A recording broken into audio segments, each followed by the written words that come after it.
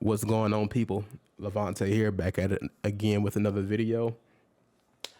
You know, before I get into it, please like, comment, share, subscribe, hit that bell for notifications for future videos. Please leave suggestions for content you guys may want to see in future videos, and I'll try my best to get that out to you. Yeah, so let's get into the video. As you guys know, or you're gonna find out, I love a good compact Glock 19 size firearm. You know, 4-inch barrel, 15 round capacity. That's good for me. Yeah, so let's get into it. So I bought a PDP here recently, about 2 months ago. Again, it has maybe 400 rounds through it. For the safety nuts, like what we all should be. This gun is indeed empty. So I'm going to manipulate it, you know, kind of wonky, but you know, it's empty. So first thing that I love about this particular firearm are the serrations. As you guys see, those are chunky, deep grooves. You know, those are my favorite. Other top manufacturers need to take heed to these style serrations. Man, these have been deburred. They're not sharp. Man, nice rounded edges. Walther, you did a bang up job with this. I applaud you. First gripe. High bore axis. But this reminiscent to the PPQs, all that good stuff. You know, that's just a Walther. But Walther takes measures to help you with that recoil mitigation, such as this hump here. And this added piece of polymer here, this little flared tang type of situation, is rumored to be good for, you know, recoil mitigation for red dot shooters and help you to track and find that dot a lot faster. You know, just gotta be cognizant of gripping in and pulling in with that pinky to make sure you're pulling that back down when you're shooting. It's another great thing. This trigger is phenomenal.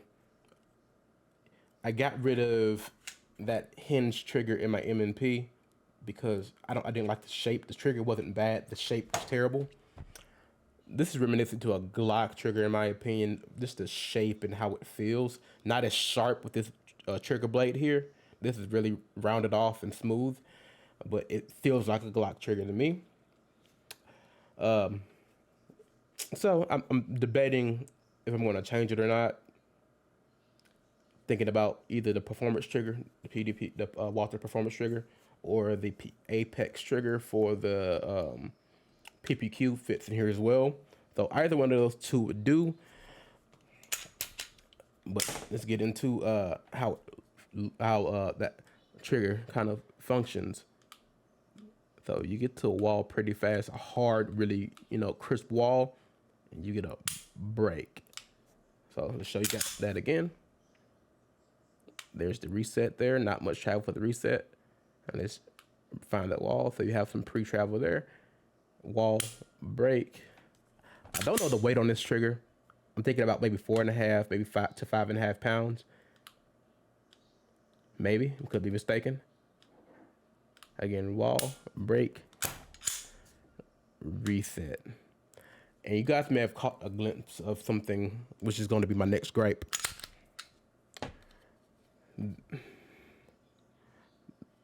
This plastic guide rod.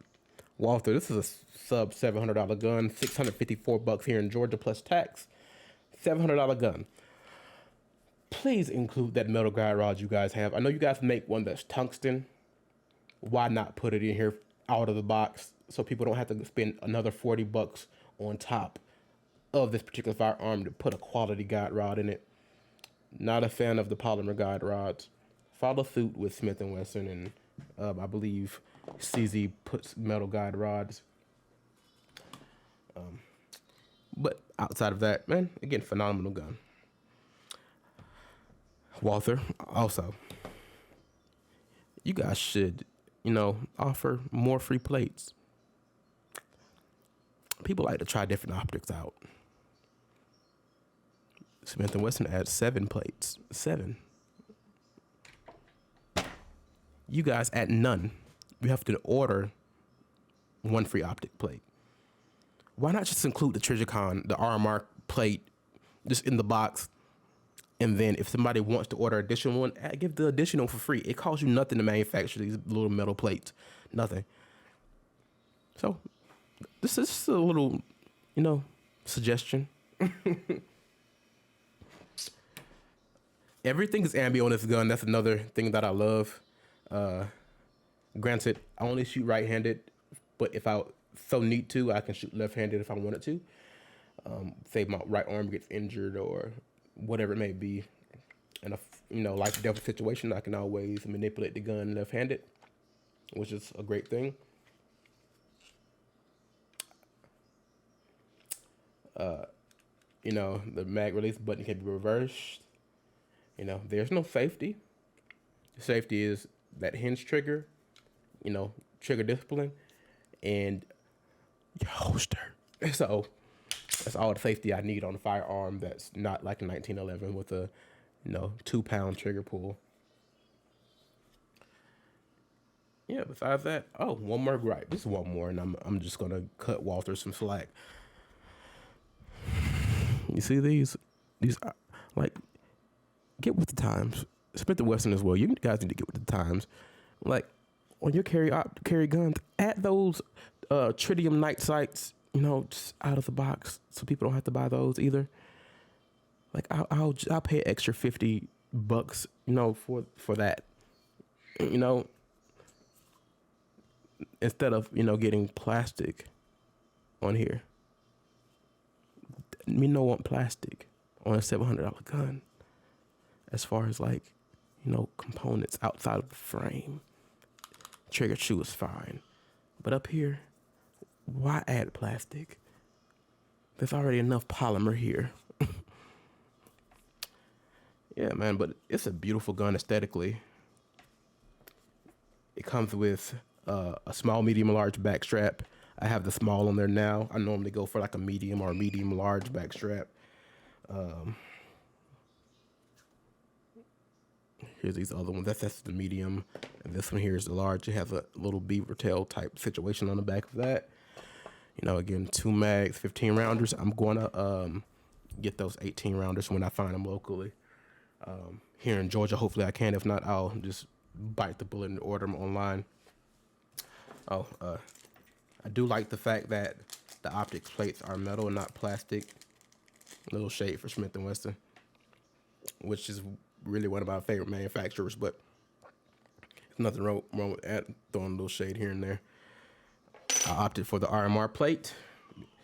If I decide to mount something outside of RMR or like a Hollow Sun, I'll just order another plate, I guess, from like CH Precision or something like that. I'm tempted to get something with a closed emitter, man. Maybe like a 509T. I'm not a fan of how the acro looks. And then the feature set is underwhelming, and also the battery life.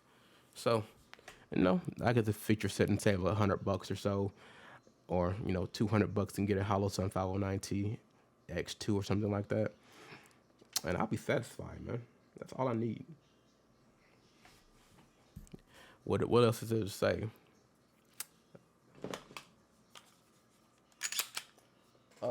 Yeah, I'm done talking about this. Phenomenal shooter, a little snappy because of the higher bore axis. It fits a little higher, it's a little wonky, but remember, apply a little more pressure towards the bottom of the gun when you press out. Let's see, let you focus here. Be cognizant to grip in with your primary hand, and kind of, the deal. I'm not even looking at my sights. I'm just trying to look at the camera and mitigate that recoil. You don't have to fight too hard with it. All right, man. You guys be easy, man. Peace, peace, peace. Again, leave a comment, subscribe, share this video with a friend that may need some details or some information about a damn good firearm. I'm always here to have some conversation, man. Talk to me in the comments. And again, give me some suggestions about future content, and I'll see you guys next time. Peace, peace, peace.